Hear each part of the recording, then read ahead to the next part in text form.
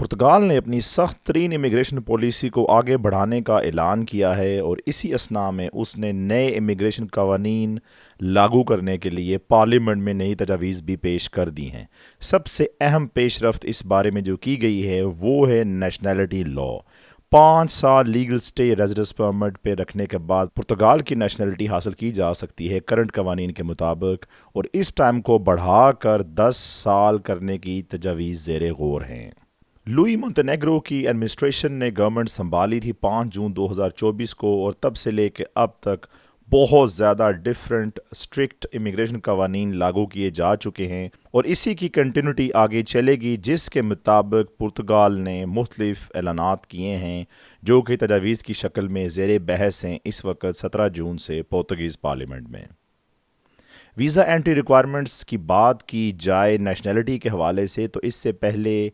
किसी भी तरह का वीज़ा या एंट्री ले के कंट्री में दाखिल होते थे लोग, और रेजिडेंस परमिट हासिल करने के बाद नेशनैलिटी के लिए अहल हो जाते थे। एक सख्त रिक्वायरमेंट रखी जा रही है नए कवानीन में, वो ये है कि लीगल एंट्री हो पुर्तगाल में, यानी वीज़ा पे एंट्री की जाए तो तब ही नेशनैलिटी का प्रोसेस 10 साल कंप्लीट होने पे स्टार्ट किया जा सकेगा। इसके अलावा एक अच्छी बात ये ऐड की गई है कि करंट लॉज के मुताबिक जो वेटिंग टाइम होता था रेजिडेंस परमिट हासिल करने के लिए वो काउंट नहीं होता था, लेकिन नए कवानीन में इस बात को मेक श्योर किया जाएगा कि वेटिंग टाइम भी रेजिडेंस परमिट हासिल करने के लिए जो यूज़ हुआ है वो नेशनैलिटी पीरियड 10 साल का होगा, उसकी तरफ काउंट होगा।